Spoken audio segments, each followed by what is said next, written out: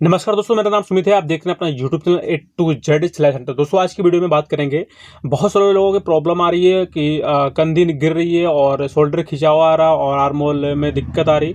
तो बहुत सारे लोग का मतलब कोई दिक्कत यही आती है कि या तो आर्म होल उनको फिट नहीं आता, या तो फिर उनकी कंधी खिंचती रहती है, या तो फिर उनका शोल्डर छोटा हो जाता है, और या फिर अगर बैक गला अगर डीप है तो फ्रंट गला छोटा हो जाता है। तो ये बहुत सारे प्रॉब्लम लोगों को आ रही है।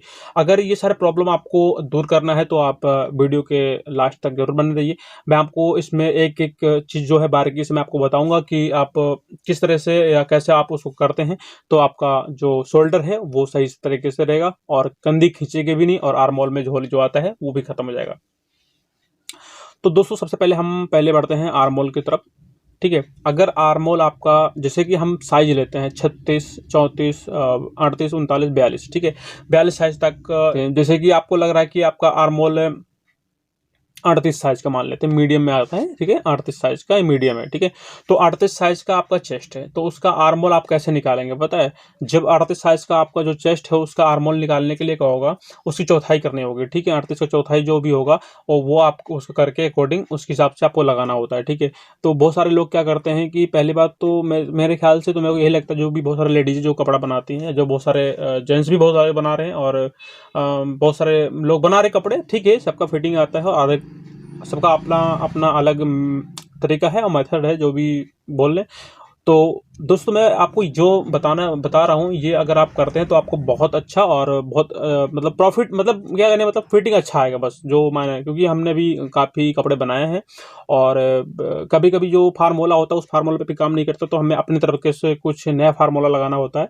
तो वो भी मैं आपको दूसरी वीडियो में बताएंगे कि आप किस तरीके से दूसरे फार्मूला से आप अपने आर्म होल को, झोल को रोक सकते हैं। पर इस वीडियो में जो आपको बता रहा हूँ उसको जरूर सुनिए। देखिए, 38 का जो है ना, आपका वही चौथाई करके आपका आर्म होल के हिसाब निकालना होता है। 6.5 पे जो 7 पे आता है निशान, उसको हिसाब से आपको उसको राउंडिंग कर लेना चाहिए। उसके बाद आर्म होल का जो राउंडिंग हो वो कर सकते हैं। ठीक है, बट होता क्या है कि फिर भी लोग कहते हैं कि देखो, मैं तो मैक्सिमम बता रहा हूँ कि 6.25, 6 और 7 के अनुमान में 38 के अंदर का जो भी मेजरमेंट है सब उस पर रखता हूँ और मेरा परफेक्ट फिटिंग आता है। ठीक है, और जो कंधी गिरने की बात मैं कह रहा हूँ, कंधा मतलब शोल्डर चढ़ जाता है, तो इसमें प्रॉब्लम क्या होता है, किसी किसी का चेस्ट बहुत ज़्यादा हैवी होता है और किसी किसी का नॉर्मल होता है। ठीक है, जो नॉर्मल वाले के लिए तो कोई दिक्कत ही नहीं है, आप मेजरमेंट पे अगर बनाएंगे तो वो कैसे भी बनाते हैं उनको लगभग फिट आ जाता है। ठीक है, लेकिन फिर भी जो हाई चेस्ट का है, जो काफ़ी बड़ा चेस्ट वाला लोग हैं, उनके लिए कैसे आप उनको ठीक से रख पाएंगे या उनको सही तरीके से उनको फिट कर पाएंगे, वो बहुत मायने रखता है अपने आप में।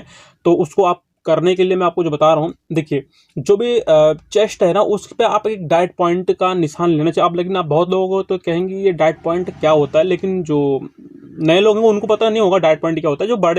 जो पहले पुराने लोग उनको तो पता है कि डाइट पॉइंट क्या होता है। तो दोस्तों, यहाँ से आप कंधी के मतलब जो कंधा होता है ना, यहाँ इसके यहाँ से करीब 1.5 इंच और 1.5 इंच से सीधे पॉइंट जो डाइट पॉइंट होता है ना, उसका आपका नाप लेना पड़ता है। 38, 34, 35, 36 मतलब साइज के अकॉर्डिंग वो डाइट पॉइंट का आपका नाप लेना होता है। बट वो डाइट पॉइंट 9, 9.5, 10, 11, 12 तक भी, समथिंग 13 तक भी आता है। एज के हिसाब से वो 13 तक भी आ जाता है। ठीक है, तो ये होता है कुछ जो डार्ट पॉइंट का निशान आपको लेना चाहिए। उसके बाद फिर अब जब डार्ट पॉइंट का निशान अगर आप ले लेते हैं तो उसके बाद आप क्या करेंगे, डार्ट पॉइंट का निशान लेने के बाद फिर आपको उसी पॉइंट पे ही आपका जो चेस्ट का होता है ना, पहले हम तो अपर चेस्ट लेते हैं यहाँ से, अपर चेस्ट, उसके बाद फिर चेस्ट पे जो मेन चेस्ट होता है उसको पहले हम अपर आर्म होल के वाला पास के नाप लेते हैं, अपर चेस्ट का नाप लेते हैं पहले आर्म होल के पास का। उसके बाद हम डार्ट पॉइंट के लिए हम जो मेन चेस्ट होता है ना उसका नाप लेते हैं। तो इस अकॉर्डिंग आपको भी नाप लेना चाहिए। तो इसी अकॉर्डिंग अगर आप नाप लेते हैं तो आपको भी मतलब काफ़ी फायदा और होने वाला है। लेकिन अभी मैं बता रहा हूँ, लोगों ने ऐसे चल रहा है, तुक्का मार लोग बना रहे हैं, बट ठीक है, अब कह भी नहीं सकते क्योंकि हम बता ही सकते हैं। और ठीक है, अगर आप इसको अप्लाई करते हैं तो ये आपको परफेक्ट आने वाला है। और तीसरा जो बात है, जो पीछे से शोल्डर खींचता है ना, बहुत लोगों का शोल्डर खिंचा हुआ आता है और बहुत लोग उसको नहीं बना पाते और नहीं आता उनको। तो उसके लिए आप क्या करेंगे, मान लो आपका शोल्डर की खिंचाव नहीं खत्म हो रहा है और पीस बनाए जा रहे हैं, बहुत सारे प्रॉब्लम आ रही है कि शोल्डर खिंच रहा है। तो दोस्तों, शोल्डर खिंचने का एक ही रीज़न होता है, जो आप कंधी रखते हैं, जैसे आप शोल्डर लेते हैं मान लो, तो शोल्डर लोग 12 इंच लेते हैं, ठीक है, 13 इंच लेते हैं, 14, 15 भी लेते हैं, 16 भी लेते हैं। तो दोस्तों, जो डीप होता है ना, डीप गला अगर आपका है तो आप शोल्डर कम रख सकते हैं। अगर नॉर्मल गला है तो आपको शोल्डर पूरा लेना होता है, ठीक है।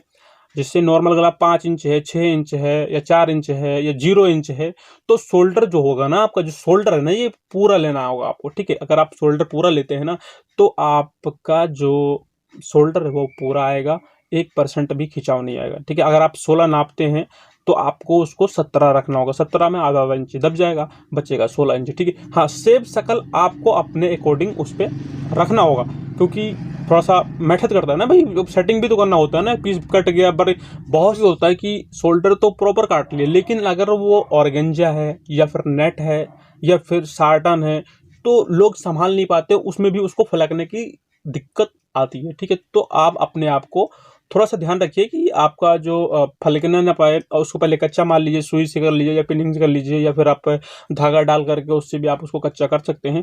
तो ये इस तरह से अगर आप करते हैं तो बहुत अच्छे तरीके से आपका शोल्डर कटिंग हो जाएगा। तो दोस्तों, लगभग मैंने आपको तीनों बात प्रॉपर तरीके से बता दिया है।